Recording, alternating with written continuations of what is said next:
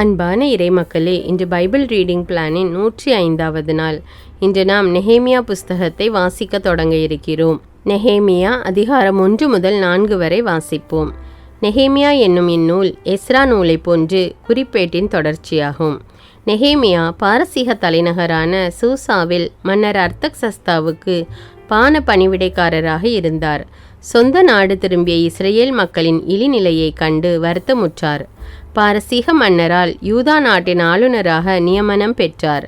பாழடைந்து கிடந்த எருசலேம் நகரின் மதிலை பல எதிர்ப்புகளுக்கிடையே மனம் தளராது கட்டி எழுப்பினார். சமய சமூக சீர்திருத்தங்களை இஸ்ரேல் மக்களிடையே செய்தார். இவரது காலத்தில் சட்ட வல்லுநரான எஸ்ரா திருச்சட்டத்தை மக்கள் முன் வாசிக்க மக்கள் தங்கள் பாவங்களை அறிக்கையிட்டு உடன்படிக்கையின்படி வாழ உறுதி பூண்டனர். இறைவனின் உதவியின்றி தம்மால் ஒன்றும் செய்ய இயலாது என்பதை நெஹேமியா உணர்ந்திருந்தார். எனவே அவர் பல முறை இறைவனிடம் மன்றாடினார். அவர் உள்ளத்தினின்று எழுந்த மன்றாட்டுக்கள் பல இந்நூலில் இடம்பெற்றுள்ளன. நெஹேமியா அதிகாரம் 1. எருசலேம் குறித்து நெஹேமியா கவலைப்படல். அக்கல்யா மகனான நெஹேமியா கூறியது: 20ஆம் ஆண்டின் கிசிலேவு மாதத்தில் நான் தலைநகரான சூசாவில் இருந்தேன். அப்பொழுது என் சகோதரர்களில் ஒருவரான அனானியும் சில ஆண்களும் யூதாவிலிருந்து வந்தார்கள்.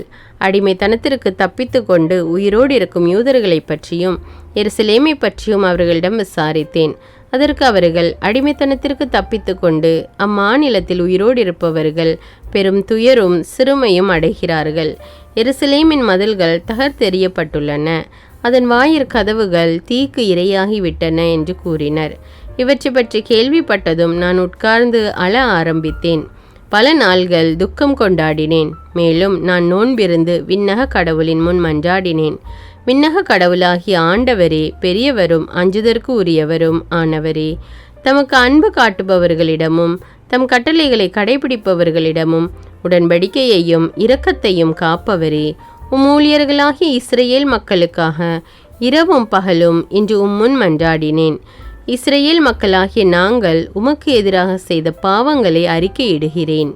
அடியேனுடைய மன்றாட்டை கேட்பதற்கு செவிகள் திறந்திருப்பதாக, உன் கண்கள் விழித்திருப்பதாக.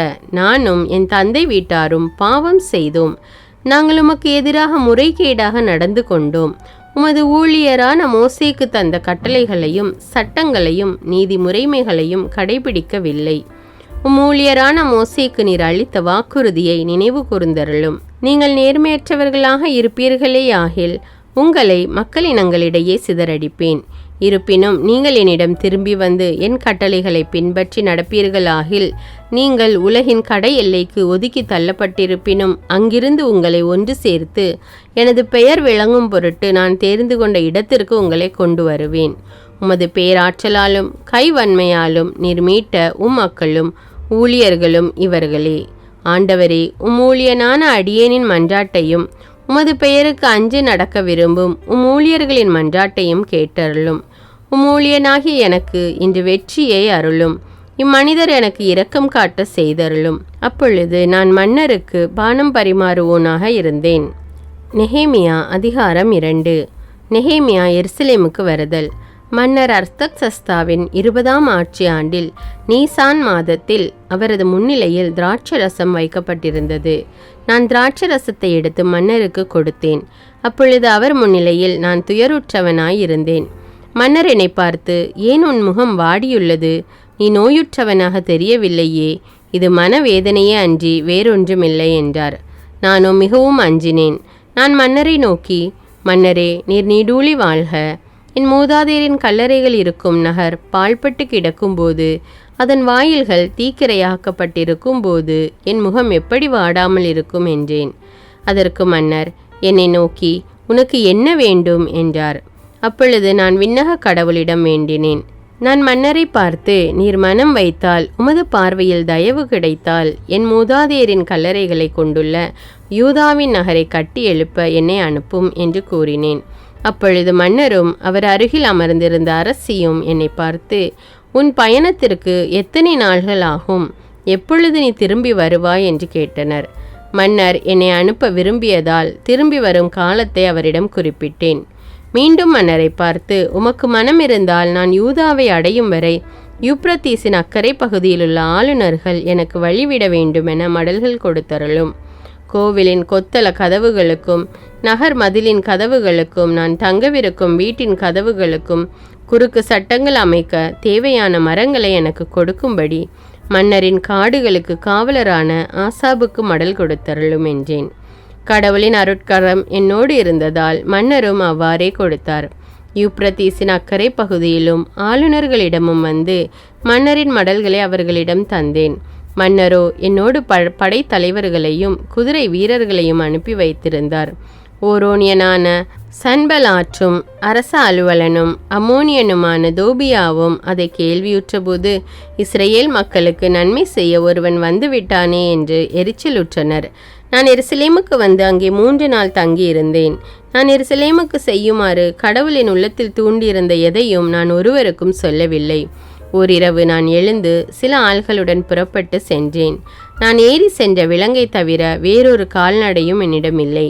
நான் இரவில் பள்ளத்தாக்கு வாயில் வழியாக வெளியே சென்று நரி நீரூற்றை கடந்து குப்பைமேட்டு வாயிலுக்கு வந்தேன். அங்கிருந்து இடிந்து கிடந்த எருசலேமின் மதில்களையும் தீக்கிரையாகி இருந்த அதன் கதவுகளையும் பார்வையிட்டேன். அங்கிருந்து ஊருணி வாயிலுக்கும் அரசனின் குலத்திற்கும் சென்றேன். ஆனால் நான் சவாரி செய்த விலங்கு செல்ல பாதை இல்லை. எனவே இரவிலே நான் ஆற்றோரமாக நடந்து சென்று மதில்களை பார்வையிட்ட பின் பள்ளத்தாக்கு வாயில் வழியாக திரும்பி வந்தேன்.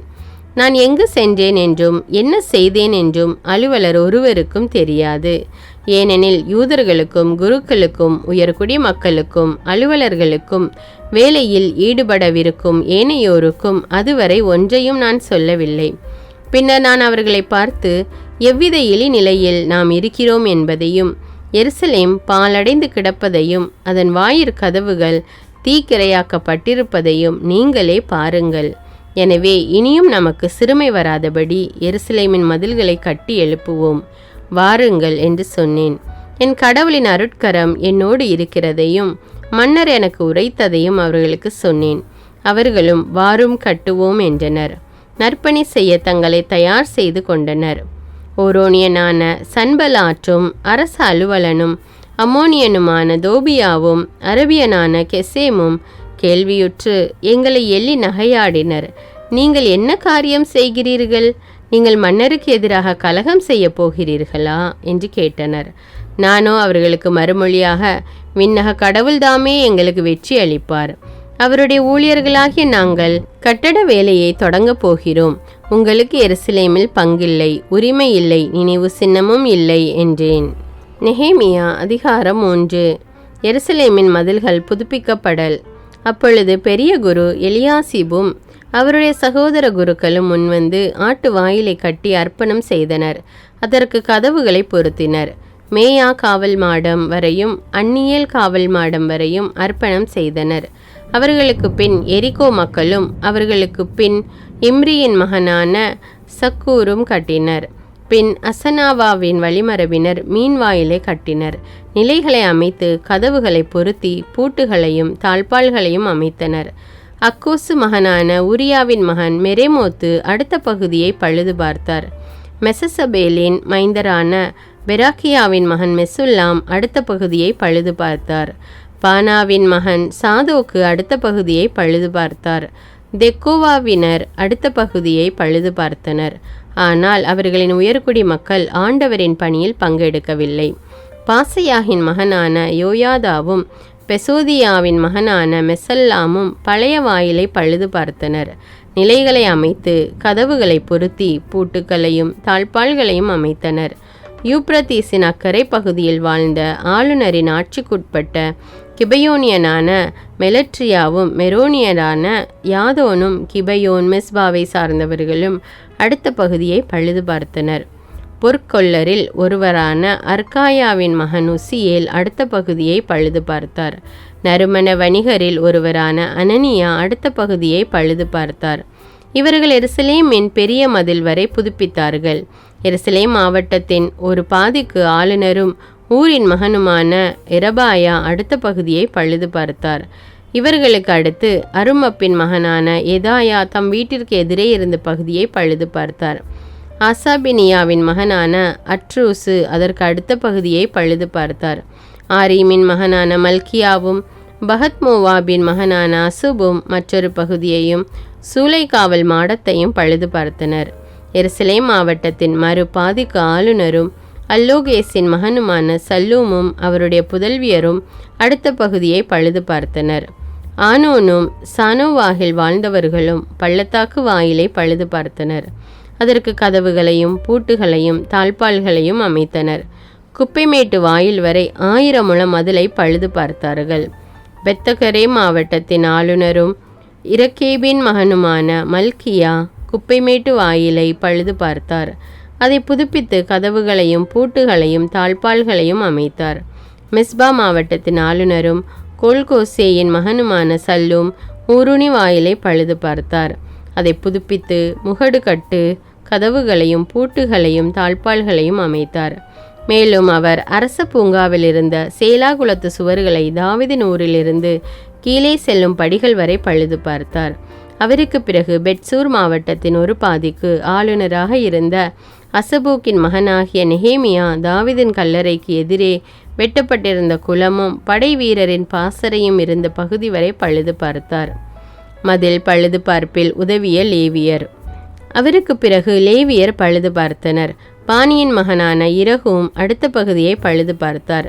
கெய்லா மாவட்டத்தின் ஒரு பகுதிக்கு ஆளுநரான அசபியா அடுத்த பகுதியை பழுது பார்த்தார். பிறகு அவர்களுடைய உறவினர் பழுது பார்த்தனர். கெய்லா மாவட்டத்தின் மறுபாதிக்கு ஆளுநரும் ஏனதாதின் மகனுமான பவ்வாயும் பழுது பார்த்தார்.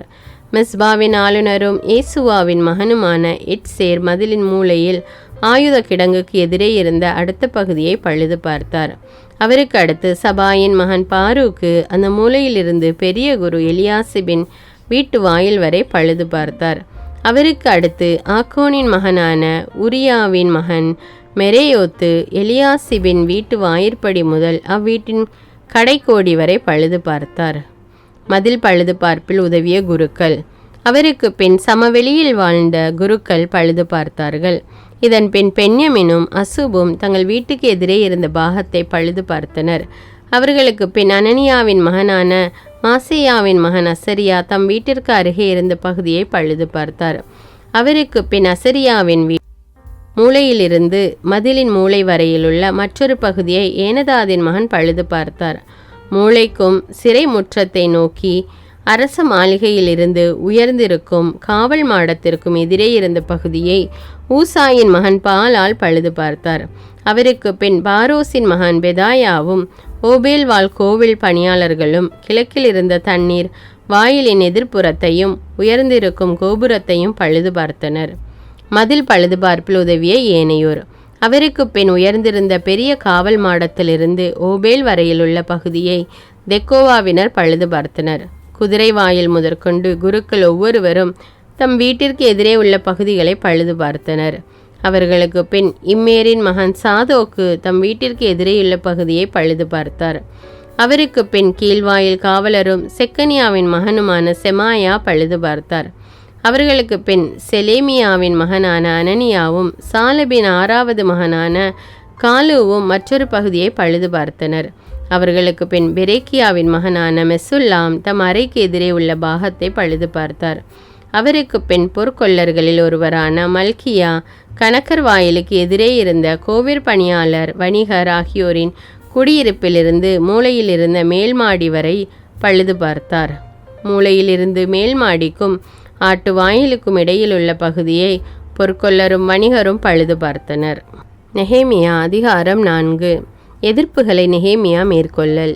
நாங்கள் மதிலை கட்டுவது பற்றி கேள்வியுற்ற சன்பலாற்று சினமுற்று வெகுண்டெழுந்து யூதர்களை ஏளனம் செய்தான். தன் தோழர்கள் முன்னிலையிலும் சமாரிய படையின் முன்னிலையிலும் இந்த அற்ப யூதர்கள் என்ன செய்ய முடியும்? அவர்கள் சும்மா விடப்படுவார்களா? அவர்களால் பலி செலுத்த முடியுமா? ஒரு நாளில் வேலையை முடித்து விடுவார்களா? எரிந்து போன சாம்பல் குவியலிலிருந்து அவர்களால் கற்கள் உண்டாக்க இயலுமா என்று எள்ளி நகையாடினான். அவனுக்கு அருகில் இருந்த அம்மோனியனான தோபியா, ஆமாம், அவர்கள் அதை கட்டுகிறார்களாம். ஆனால் ஒரு நரி அதன் மேல் ஏறி சென்றால் கூட அந்த கல் மதில் இடிந்து விழும் என்று ஏளனம் செய்தான். எம் கடவுளே, நாங்கள் ஏளனம் செய்யப்படுவதை பாரும். இந்த இழிவு அவர்களின் தலைமேலேயே சுமத்தப்படட்டும். அந்நியரின் நாட்டில் அவர்கள் அடிமைகளாகி கொள்ளையடிக்கப்படட்டும். அவர்களின் குற்றத்தை மூடிவிடாதேயும், அவர்களின் பாவத்தை உம் முகத்திலிருந்து கழுவி விடாதேயும். ஏனெனில் கட்டுவோரை இழித்துரைத்தார்கள். இவ்வாறு நாங்கள் மதிலை தொடர்ந்து கட்டினோம். எல்லா மதில்களும் பாதி உயரத்திற்கு எழும்பிவிட்டன.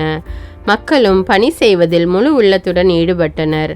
சன்பலாற்று, தோபியா, அரேபியர், அம்மோனியர், அஸ்தோதியர் ஆகியோர் எருசலேமின் மதில்களை பழுது பார்க்கும் வேலை முன்னேறி செல்வதையும் உடைப்புகள் அடைக்கப்பட்டு வருவதையும் கேள்வியுற்று மிகவும் சீற்றம் கொண்டனர். அவர்கள் எல்லோரும் ஒன்று சேர்ந்து எருசலேமின் மீது போர் தொடுக்கவும் அங்கே கலகத்தை உருவாக்கவும் சதி செய்தனர். நாங்களோ எங்கள் கடவுளை வேண்டினோம். அவர்களிடமிருந்து காத்து கொள்ள இரவும் பகலும் காவலர்களை அமர்த்தினோம். அப்பொழுது யூதா நாட்டினர் சுமப்போர் தளர்ந்து போயினர். மண்மேடோ பெரிதாய் உள்ளது, மதில்களை நம்மால் கட்டி முடிக்க இயலாது என்றனர். எங்கள் எதிரிகளோ நாம் அவர்கள் நடுவே சென்று அவர்களை கொன்று வேலையை நிறுத்தும் வரை அவர்கள் இதை அறியாமலும் தெரியாமலும் இருக்கட்டும் என்று சொல்லி கொண்டனர். அவர்களை சுற்றி வாழ்ந்து வந்த யூதர்கள் 10 முறை வந்து எங்களிடம் எல்லா திசைகளிலிருந்தும் நம்மை எதிர்த்து வருகிறார்கள் என்று அறிவித்தனர். எனவே மதிலுக்கு பின்புறமாக மிக தாழ்வான பகுதியில் திறந்த வெளியில் மக்களை குடும்பமாக அவர்களின் வாள், ஈட்டி, வில்களோடு நிறுத்தி வைத்தேன். தலைவர்களையும் அலுவலர்களையும் ஏனைய மக்களையும் பார்த்தேன். நான் எழுந்து அவர்களை நோக்கி, பகைவருக்கு அஞ்சாதீர்கள், மேன்மை மிக்கவரும் அஞ்சுதற்கு உரியவருமான ஆண்டவரை மனதில் கொண்டு உங்கள் சகோதரர், மகன்கள், மகள்கள், மனைவியர் ஆகியோருக்காகவும் உங்கள் வீடுகளுக்காகவும் போராடுங்கள் என்றேன். தங்கள் சதி எங்களுக்கு தெரிந்துவிட்டது என்பதையும் அதை கடவுள் சிதறடித்தார் என்பதையும் எங்கள் எதிரிகள் அறிய வந்தபோது நாங்கள் எல்லோரும் அவரவர் வேலையை செய்ய மதிலுக்கு திரும்பினோம். அந்நாள் முதல் என் பணியாளர்களில் பாதி பேர் வேலை செய்தனர். மற்ற பாதி பேர் ஈட்டி, கேடயம், வில், மார்பு கவசம் இவைகளை அணிந்து கொண்டு நின்றனர். மக்கள் தலைவர்கள் யூதா வீட்டார் அனைவரையும் மேற்பார்வை செய்தனர். மதில் கட்டுவோரும் சுமை சுமப்பவரும் ஒரு கையால் வேலை செய்தனர், மறு கையிலோ ஆயுதம் தாங்கியிருந்தனர். கட்டுவோர் ஒவ்வொருவரும் தம் வாளை இடையில் கட்டி கொண்டு வேலை செய்தனர். எக்காலம் ஓதுபவன் என் அருகிலேயே இருந்தான். பிறகு நான் தலைவர்களையும் அலுவலர்களையும் ஏனைய மக்களையும் நோக்கி கூறியது, வேலை மிகுந்துள்ளது, பரந்துள்ளது. நாமோ மதில் நெடுக தனித்தனியே சிதறி நிற்கின்றோம். எந்த இடத்திலிருந்து எக்கால முழக்கம் கேட்குமோ அந்த இடத்திற்கு எங்களிடம் ஒன்று கூடி வாருங்கள். நம் கடவுள் நமக்காக போர் புரிவார். இவ்வாறு நாங்கள் வேலை செய்து வந்தோம். எங்களுள் பாதி பேர் அதிகாலை முதல் விண்மீன்கள் தோன்றும் வரை ஆயுதம் தாங்கியிருந்தனர். அப்பொழுது மக்களை பார்த்து நான் கூறியது, ஒவ்வொருவரும் தம் வேலைக்காரரோடு இரவை எருசலேமில் கழிக்கட்டும். இவ்வாறு அவர்கள் நமக்காக இரவில் காவலும் பகலில் வேலையும் செய்வர். நான் என் சகோதரர், என் ஊழியர், என் மெய்க்காவலர் யாருமே எம் உடைகளை களையவே இல்லை. ஒவ்வொருவரும் வலக்கையில் ஆயுதம் தாங்கியிருந்தோம்.